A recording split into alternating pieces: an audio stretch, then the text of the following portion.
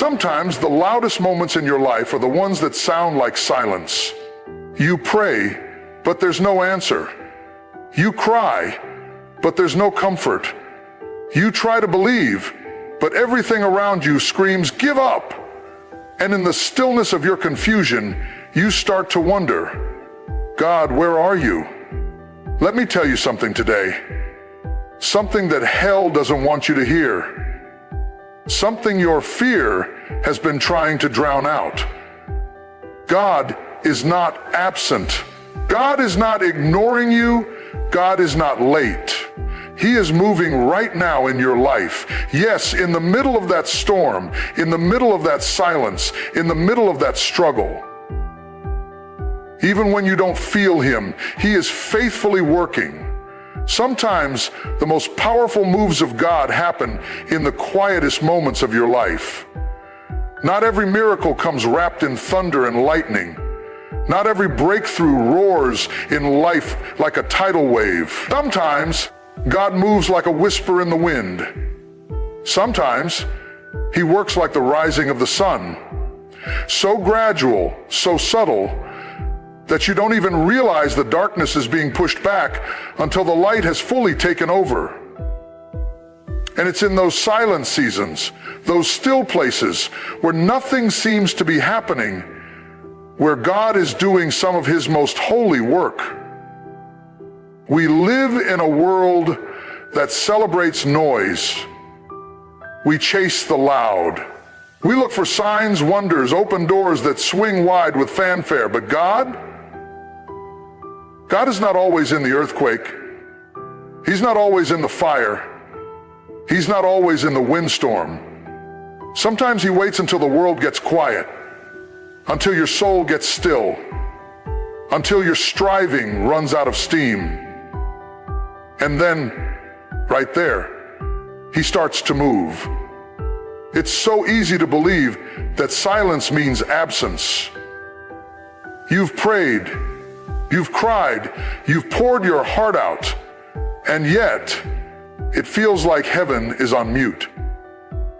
You show up in faith, you speak the promises, you declare your trust, but the situation looks the same. The people haven't changed, the doors remain closed, and if you're not careful, the silence can start to sound like rejection. But hear this deep in your spirit.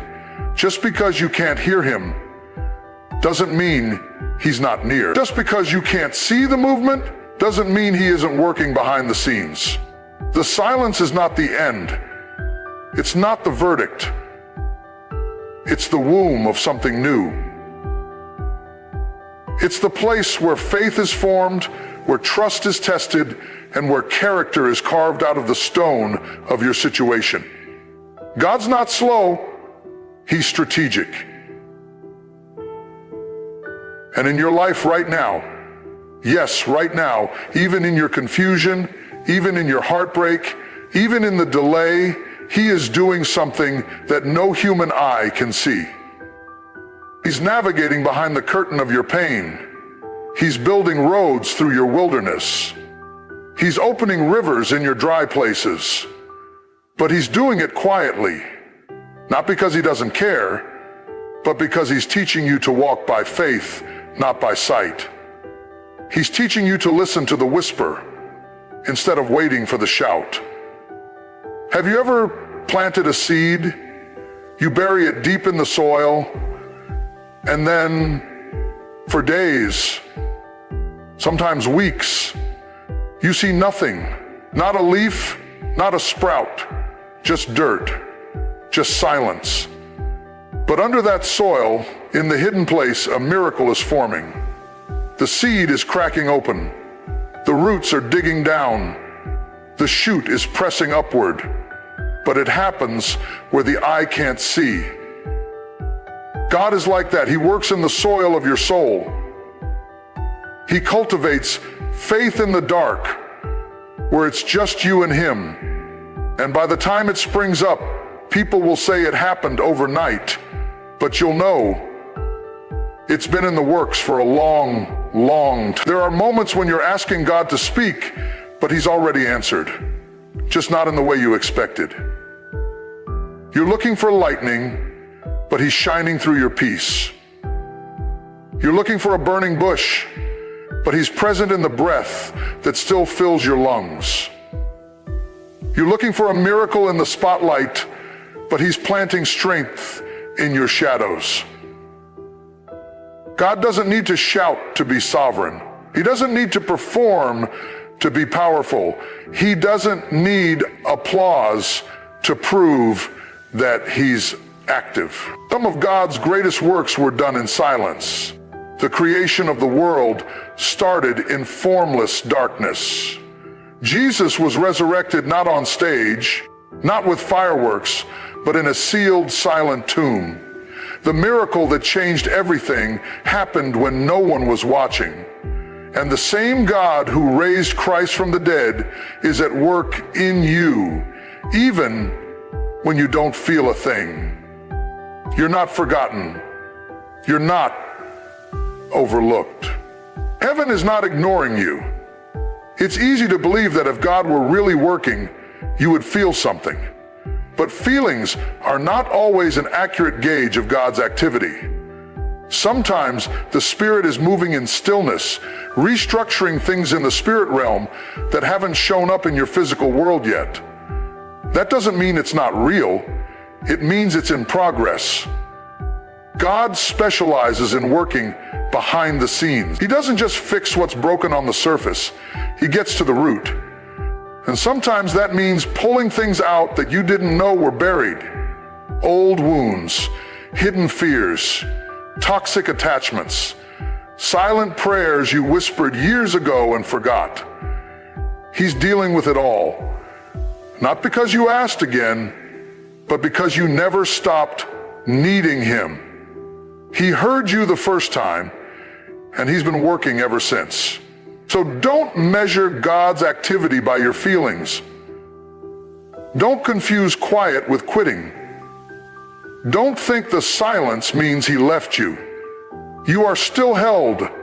You are still seen. You are still guided, even when the path feels invisible.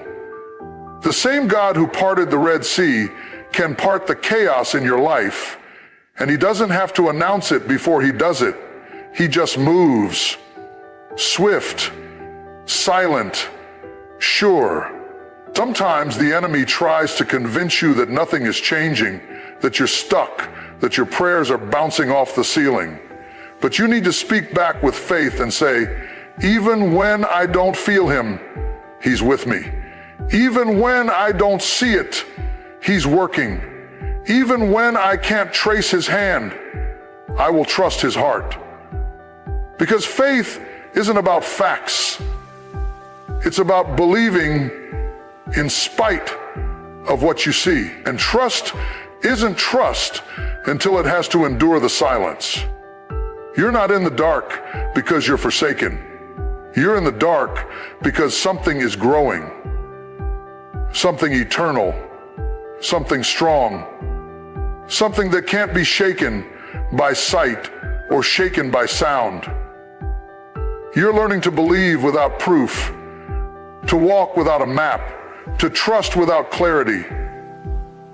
And that kind of faith shakes the gates of hell. That kind of faith unlocks destiny. That kind of faith moves mountains.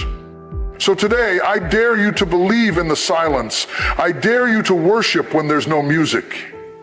I dare you to praise when there's no sign.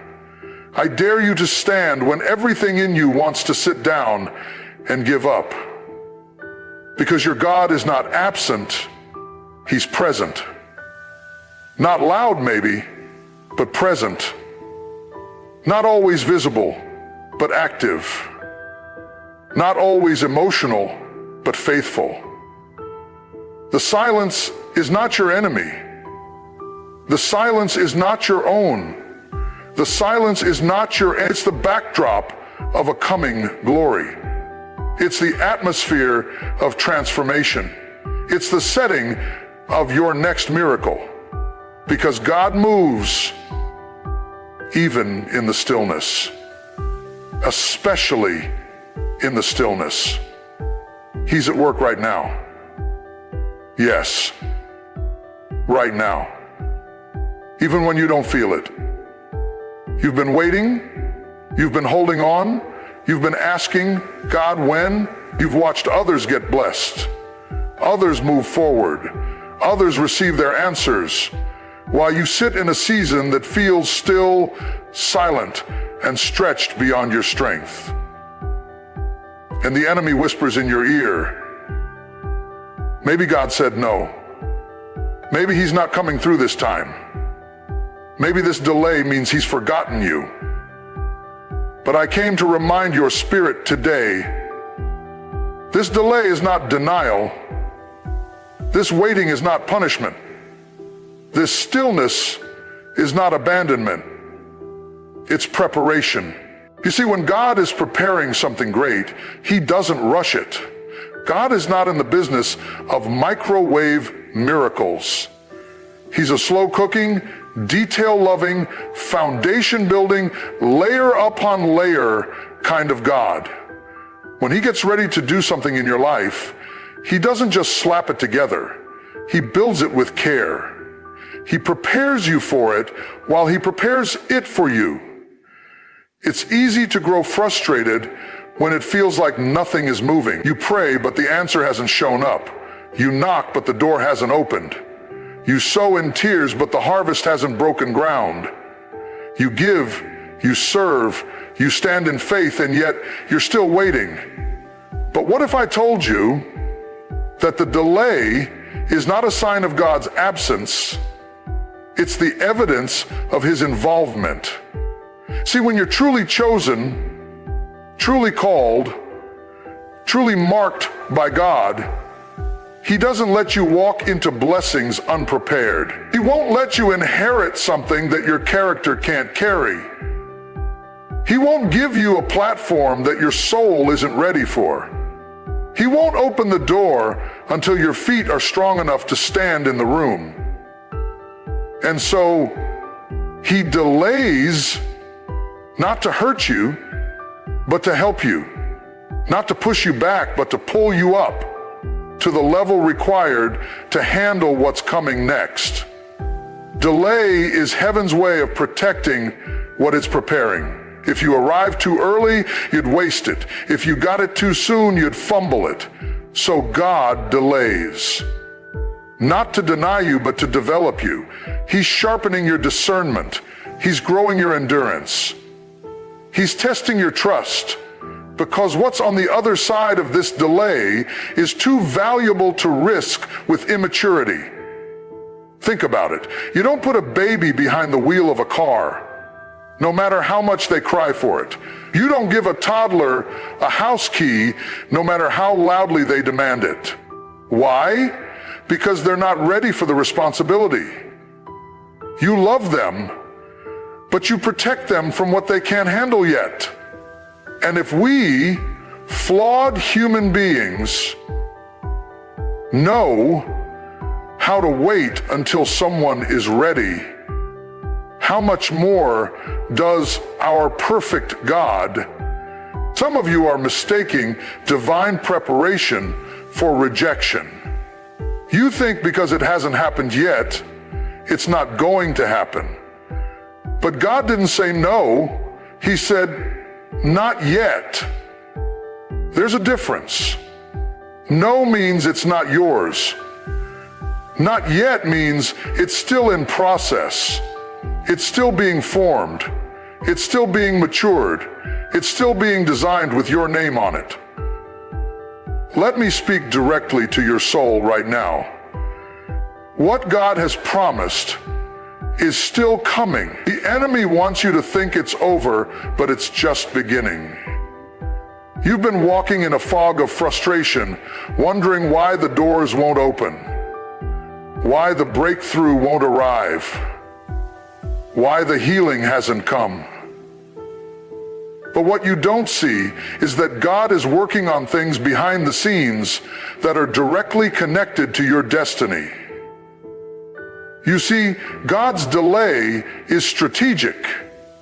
It's not random. It's not pointless. It's intentional. He's aligning people, resources, opportunities, and even timing to intersect with your readiness. Because when God does it, he does it big. When he opens the door, it's going to be wide enough to walk through with everything he's been building in you. When he brings the blessing, it's going to be so complete, so undeniable, so tailored to your faith walk that you'll forget all the waiting it took to get there. But while you wait, don't waste the preparation season. This is not the time to sit idle. This is the time to grow. This is the time to pray deeper, worship harder, serve faithfully, and walk in obedience, even when it's hard. This is where your strength is being built. This is where your vision is being sharpened. This is where God is removing things that can't go into your next season.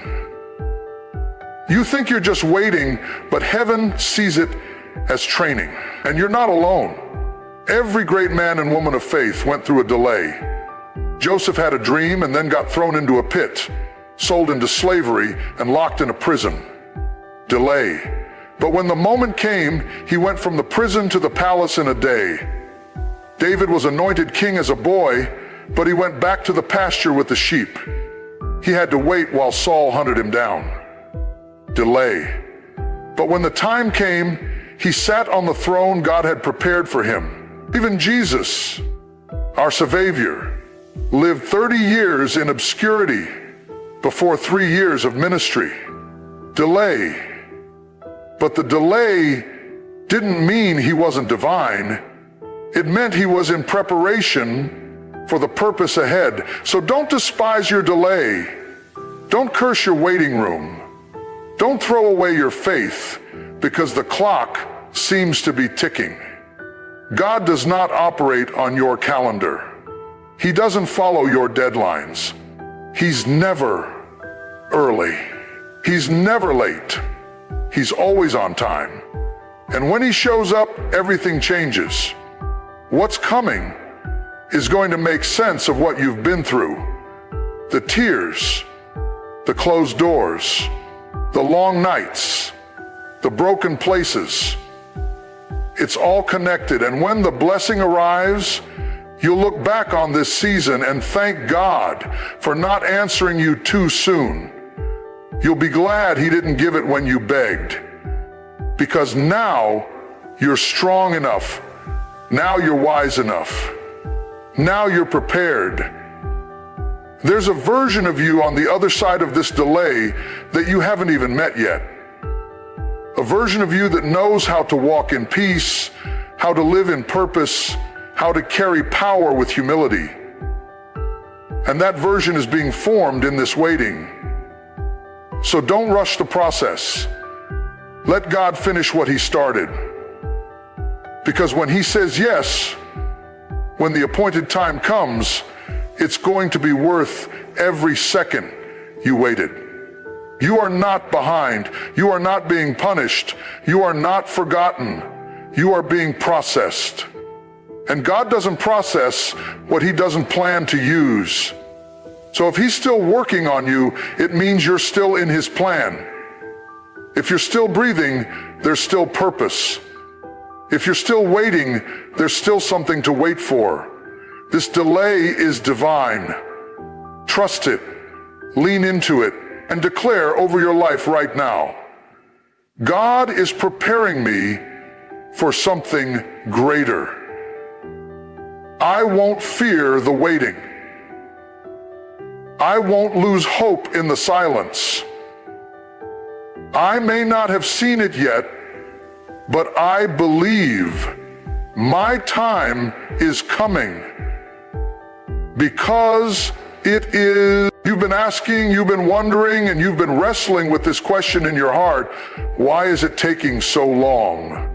You've stood in faith, sown in tears, fasted, prayed, and still nothing. And in those silent, stretched out seasons, it's easy to believe that maybe what you asked for won't ever come. But I need you to hear something loud and clear deep down in your spirit. God's delay is not his denial. It's divine preparation. What you call waiting, God calls working. What you label as silence, God labels as strategy. What feels like a pause to you is often heaven's way of setting the stage for something greater than you could have asked for or imagined. See, we are so quick to equate speed with blessing. We think if it's fast, it must be favor. If it's delayed, it must be a dead end. But God does not work on human timeline. He does not bow to your clock or your schedule. He's not operating under pressure. He's operating with purpose. So, when you don't see movement, don't assume nothing's happening. Something holy is always happening behind the scenes when God is involved. You're not just waiting for things to get better. You're being made better while you wait. The delay isn't just about what God is preparing for you. It's also about what God is preparing in you. God is strengthening you in this space. He's maturing your emotions. He's teaching you to stand when you don't see, to trust when you don't understand, to obey when there's no visible reward. This is the season where God is building the kind of endurance in you that can outlast any storm. Some of the most dangerous people are those who arrive too early. They walk into blessings they're not ready to carry. They touch glory they haven't been refined to handle. That's why God doesn't rush the process.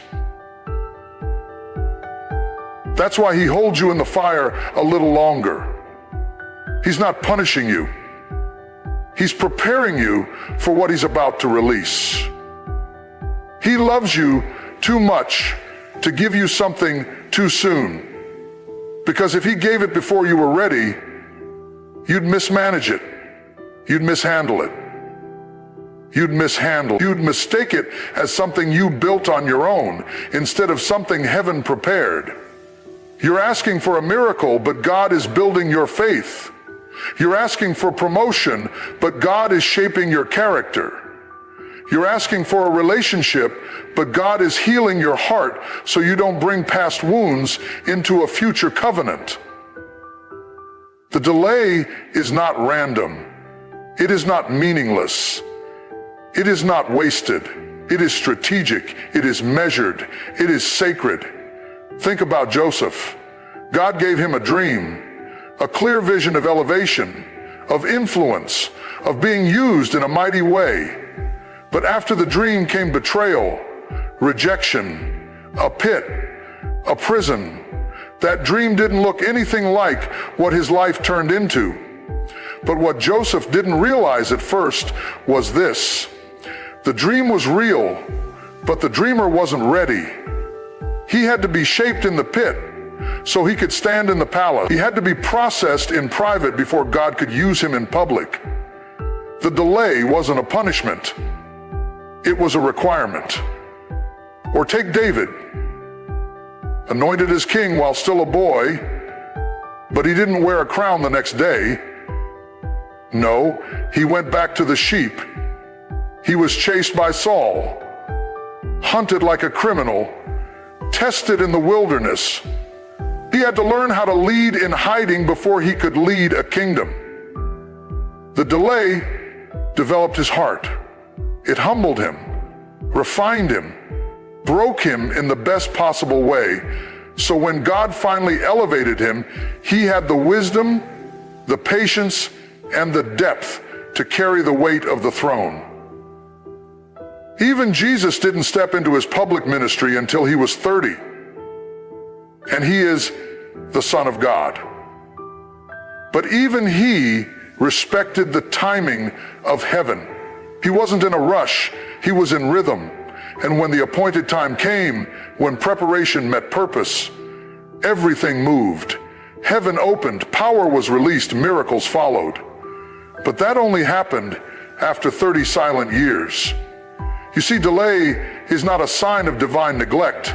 It's the atmosphere in which God does his deepest work. You are being stretched, not to break you, but to grow you. You are being held back, not because you are disqualified, but because you are being sharpened. God is not ignoring you, he's insulating you. He's making sure that when you arrive at what he's promised, you don't collapse under the weight of it. He's making sure that the spotlight won't kill what the secret place has built. Sometimes we beg for doors to open, but we don't realize that what's behind the door will demand a version of us we haven't become yet. So God delays, not to torture you, but to transform you. If you take faith, you'll be fed. He's not betrayed you.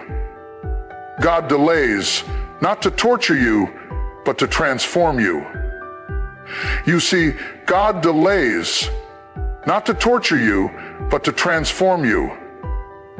He always takes the fall so God can uplift you and form you. You're not just walking into a blessing. You're becoming the kind of person who can sustain the blessing.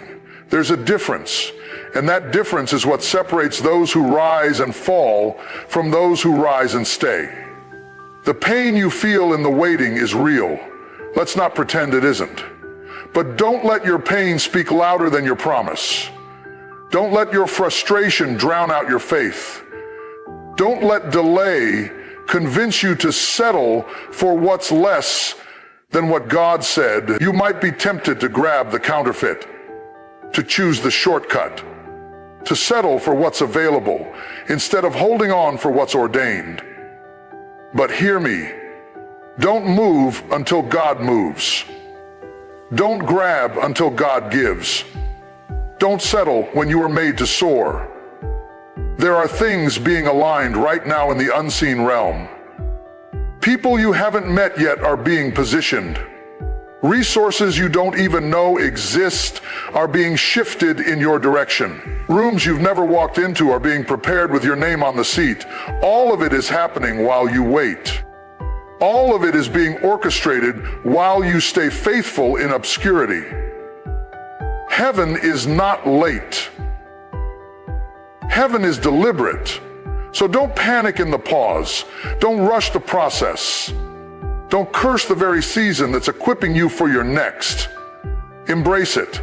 Let it shape you. Let it teach you to walk by faith, not by sight. Because when God finally releases what he's been preparing, it's not just going to meet your expectations, it's going to exceed them.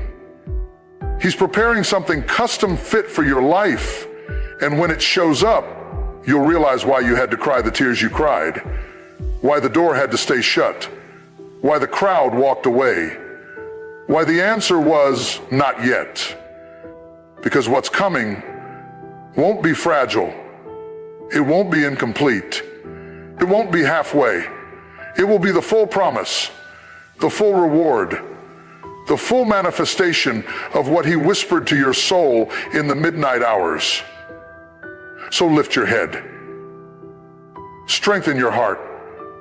Wipe your tears and wait well. The delay is not denial, it's divine. And when the time is right, when you're ready and it's ready, God will do what only he can do. And it will have been worth every second. Faith is not a feeling. Let that sink deep into your bones today. Faith is not about goosebumps or emotional highs. It's not about that one moment in worship where you felt chills or that prayer that gave you instant peace. No, faith is so much more than that. Faith is a decision. A decision to trust the God you can't see, to believe in a promise you haven't received, and to walk on a word when the world around you looks completely opposite. Faith is not rooted in your emotions. It is anchored in your conviction. And the moment you detach your faith from your feelings, you start to walk in a power that hell cannot shake. We've been taught to chase a feeling, We think if we don't feel God, he's not there. If we don't feel hope, it must be gone. If we don't feel joy, it must have left. But the truth is, your feelings are not facts. They change with the hour. One moment you feel on fire, the next you feel like the fire's gone out. You can't build your life, your hope, or your calling on the instability of emotion. You've got to build on something deeper, something eternal, something unshakable. That's faith. Faith does not need a mood swing to move forward. Faith doesn't wake up one day and say, I feel like trusting God today, and the next day say, I just don't feel it. No. Faith stands up even when the heart is heavy. Faith gets out of bed even when the mind is tired. Faith shows up even when everything in you says to sit down. Faith is what carries you when your feelings are broken. It's what keeps you planted when your emotions want to run. It's what holds you steady in the chaos when nothing around you makes sense. There will be seasons, long, dry, silent seasons, where you feel absolutely nothing. You won't feel the presence of God. You won't feel excited. You won't feel peace. And in those moments, your flesh will tell you, maybe you're on the wrong path. But the truth is, that's when you're actually on the right one. Because God doesn't measure growth by what you feel. He measures it by what you do when you don't feel anything. Do you still pray when your prayers seem unanswered? Do you still worship when there's no music in your soul? Do you still stand when your knees are buckling? That's faith. Real, raw, tested faith. And God honors that kind of faith, because faith that stands without feelings is the kind that moves heaven. Think about the woman with the issue of blood. She didn't feel qualified. She didn't feel worthy. She didn't feel strong. But she made up her mind, if I can just touch the hem of his garment, I'll be made whole. That wasn't a feeling, that was faith in action. Or look at Abraham, walking up a mountain with his son, ready to sacrifice him on the altar. Do you think he felt good? Do you think he felt peace? No. But he trusted the word of the Lord above his emotion. That is faith. Jesus himself in the Garden of Gethsemane was in agony. He didn't feel joy. He didn't feel peace. He was sweating blood. But he still said, not my will, but yours be done. That was faith. And that faith moved mountains we could never see. That faith opened the door to salvation. That faith changed eternity. You are not called to follow your feelings. You are called to follow your faith. Feelings are a gift, but they are not the guide. They are a compass that can break. They can lie. They can betray you. But faith always points north. Faith always leads home. Faith always keeps you tethered to the truth, even when everything else is spinning. When you learn to walk by faith and not by sight, you stop depending on how things appear. You stop needing constant reassurance. You stop looking for external proof. And instead you learn to say, I believe even here. I trust even now. I walk even in the dark. That's the kind of faith that can survive the storm. That's the kind of faith that brings breakthrough. Sometimes God will withhold the feeling just to strengthen your faith. He will allow you to walk through a season of silence so your roots go deeper. He'll let you move forward with no sign, No confirmation, no miracle. Just to see if you trust his character when there's no evidence of his hand. And if you can walk through the valley with that kind of trust, there is nothing the enemy can throw at you, because you've been tested, you've been refined, you've learned how to trust without touching, believe without seeing, stand without support. God wants to give you that kind of faith. Not emotional faith, but anchored faith. Not hype, but holy trust. Not momentary excitement, but sustained endurance. Because when the battle hits and life gets heavy and your heart gets tired, it won't be your feelings that carry you through. It will be your faith. So if you're in a place right now where you don't feel God, don't panic. He's still there. He's closer than ever. Sometimes he's silent because he's listening. Sometimes he's quiet because he's working. And sometimes he steps back, not to leave you, but to let your faith step forward. You don't need to feel it to follow him. You don't need a sign to trust him. You don't need a rush of emotion to keep walking. All you need is the decision to believe that he is who he says he is, that his promises are still true, that his word still stands, that even if your heart is numb and your spirit is tired, he is still the God who keeps his word. So keep walking, keep trusting, keep showing up. Not because you feel it, but because you believe it. Your faith doesn't have to shout. It doesn't have to shake the ground. Sometimes the strongest faith is the quiet kind. The kind that whispers, "I'll still trust you," even with trembling lips. The kind that says, "You're still good," even through tear-filled eyes. This is what makes faith powerful. Not that it always feels victorious, but that it stands in the fire and says, "Even if nothing changes, I still believe." That is the kind of faith that pleases God. That is the kind of faith that moves mountains. That is the kind of faith that will carry you when your feelings fail. You may not feel it today, but that doesn't mean he's not working.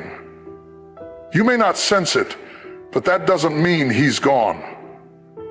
You may not have butterflies in your chest or tears in your eyes, but your faith is still alive, and it's stronger than you think. Don't let the absence of emotion convince you of the absence of God. He is with you right here, right now, and he's strengthening you. He's stretching you. He's shaping you. He's shaping you into someone who can stand, someone who can endure, someone who can lead with wisdom and walk with power. You may not feel the fire, but it's burning within you. You may not feel the wind, but the breath of God is still pushing you forward. So walk on. Cry if you must. Crawl if you have to. But don't stop. Because the faith that brought you this far will not fail you now. Feelings come and go, but the word of God stands forever. And your faith, rooted in that word, is the bridge that will carry you to the other side. There are moments in your life when it feels like everything you built is falling apart. Plans collapse, relationships shift, opportunities dry up. And in those moments, it's tempting to believe that the enemy has won. It's tempting to believe that what was meant to break you has succeeded. But what if I told you that the same thing the enemy meant to destroy you is the very thing God is going to use to develop you? That what looks like devastation is actually the setup for your elevation. That the ruin the enemy tried to orchestrate is the exact material God is using to rebuild you. Stronger, wiser, deeper, and more dangerous to the kingdom of darkness than ever before. You see, the enemy knows he can't stop what God has ordained. He knows he can't erase your purpose. He can't cancel your calling. But he will try to interrupt your belief in it. He will try to discourage you so deeply that you surrender what was meant to be yours. That's why the enemy targets your hope, your mind, your faith, your peace, because he knows if he can break your belief, he can slow your progress. But the beautiful thing about God is this: he wastes nothing. Not even the enemy's attacks. God takes the very weapons formed against you and turns them into instruments of his glory. He takes the lies spoken over you and transforms them into lessons. He takes betrayal and turns it into breakthrough. He takes heartache and turns it into holiness. He takes rejection and turns it into redirection. What the enemy meant for evil, God takes in his hands and flips it for good. It doesn't matter what people tried to do to you. It doesn't matter how deep the wound is or how long you've carried the pain. When God steps in, nothing is wasted. Nothing is too broken. Nothing is beyond his ability to redeem. You might not understand why the pain came.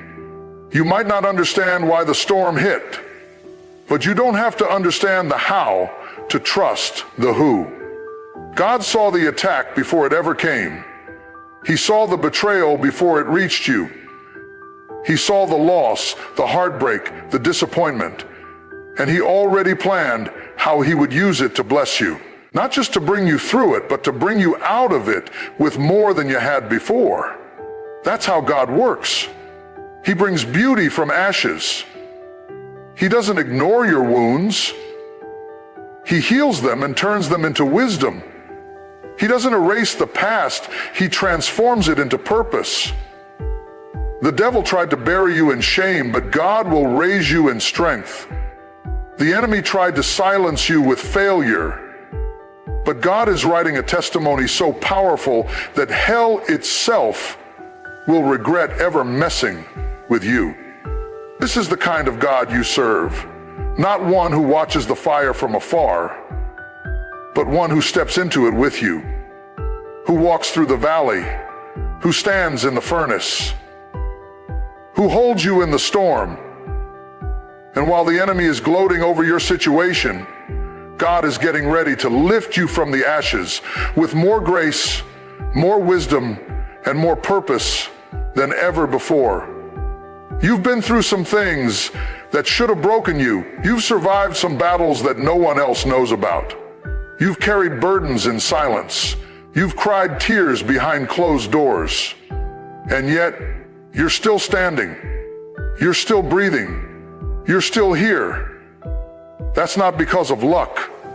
That's not by accident. That's the evidence of God's hand on your life. That's proof that he's not finished with you yet.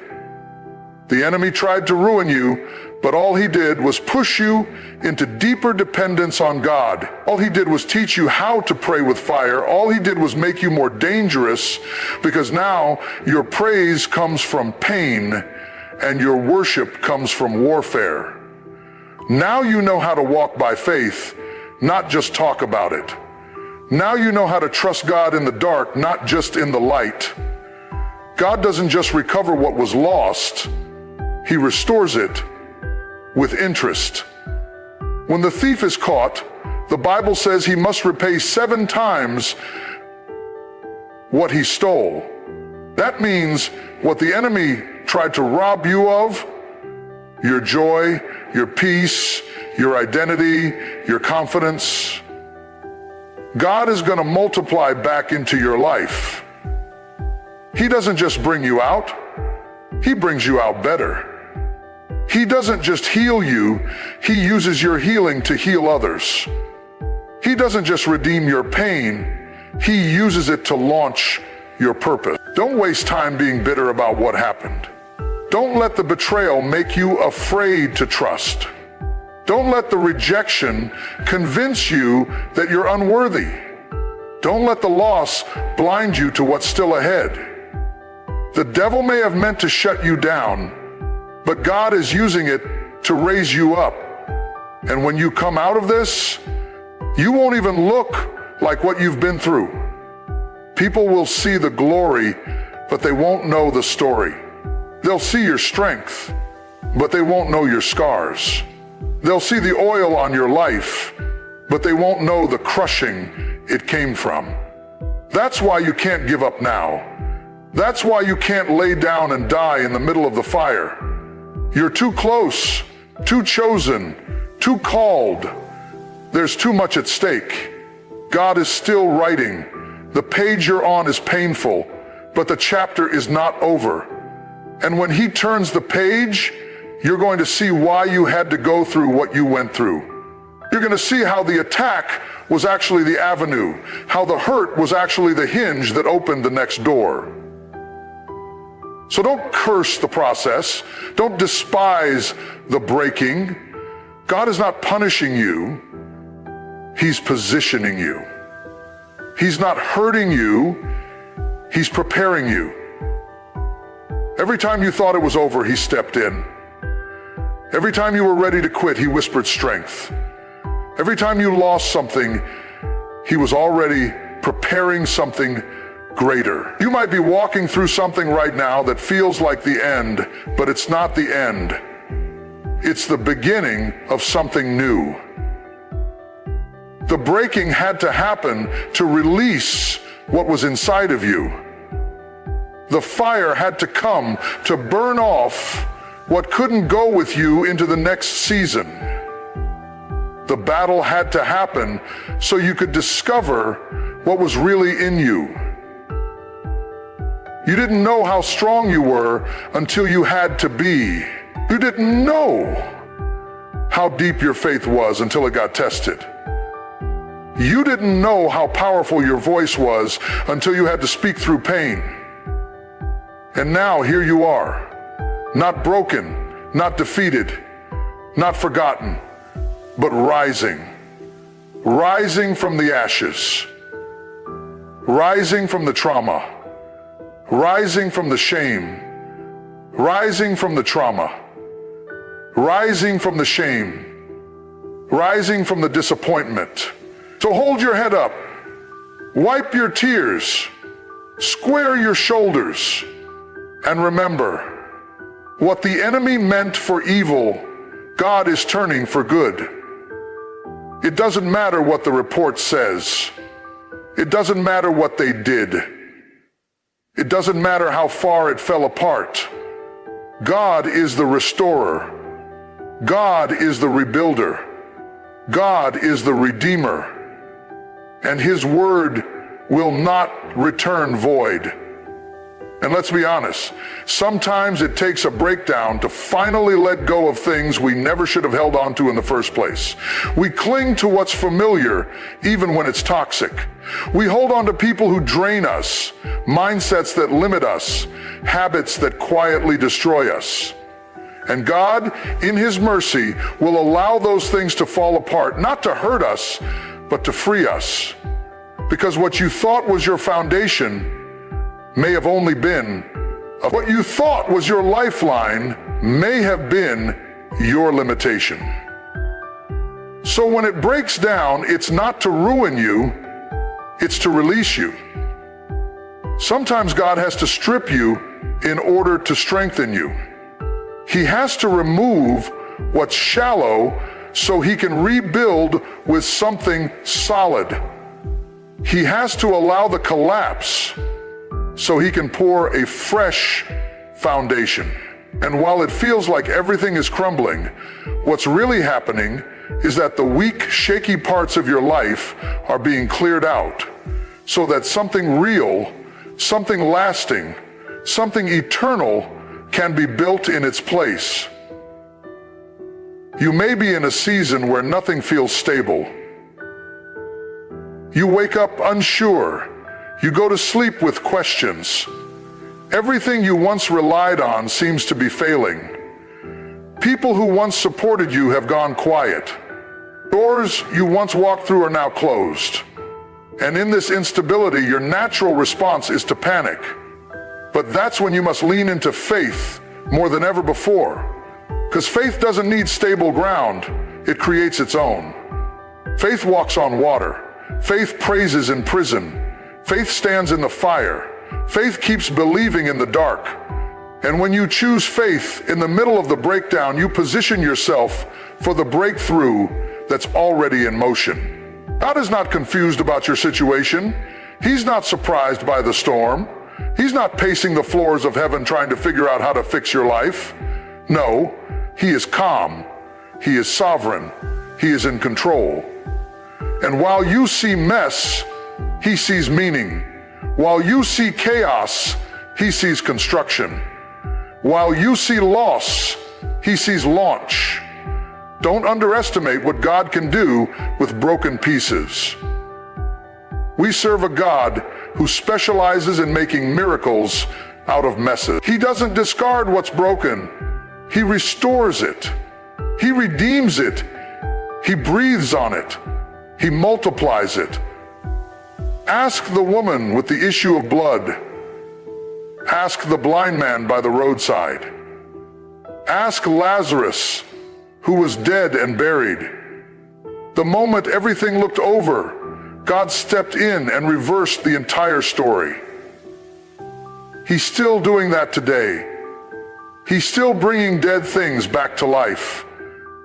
He's still restoring what was lost. He's still making ways out of no way. But the breakthrough doesn't always show up the way you expect. It might not come in the form of a miracle that drops from the sky. Sometimes it comes disguised as a breakdown, a shaking, a falling apart, a letting go, a necessary end. And that's the hard part. Surrendering to what God is doing when you can't see the full picture. Trusting that even though it hurts, it's helping. Even though it's confusing, it's cleansing. Even though it's uncomfortable, it's cultivating something in you that couldn't have grown otherwise. Some of the deepest wisdom is born in the dark. Some of the richest strength is forged in the fire. And some of the most powerful testimonies come from the messiest moments. God is not afraid of your breakdown. He's not intimidated by your emotions. He's not distant because of your question. In fact, he draws closer. He leans in. And if you'll be still long enough, if you'll stop trying to fix it on your own, if you'll surrender the urge to control, you'll begin to feel his hand guiding you through the rubble. You'll begin to hear his voice, gentle, steady, sure, saying, I'm still here. I'm never left. And I'm building something new. The truth is, there are things you prayed for that are on the other side of this breaking. You asked God to take you deeper. You asked him to grow your faith. You asked him to use your life. But we often forget that God doesn't answer those prayers with ease. He answers them with transformation. And transformation rarely feels like triumph in the moment. It feels like tearing, pruning, pressing. It feels like a breakdown. But don't confuse the process with the promise. The breakdown is not the destination. It's the path. What's coming is greater than what you've lost. What's ahead is stronger than what's behind. And even if you can't see the full picture yet, you can trust the one holding the brush. He is painting beauty with the ashes. He is weaving glory into the ruins. He is setting the stage for a story that will testify of his faithfulness in ways you never imagined. So don't quit now. Don't curse this moment. Don't give up in the middle. What looks like destruction is actually divine development. What feels like the end is just the beginning of something new. What sounds like silence is full of God's whisper. And what seems like a breakdown may just be the birthplace of your greatest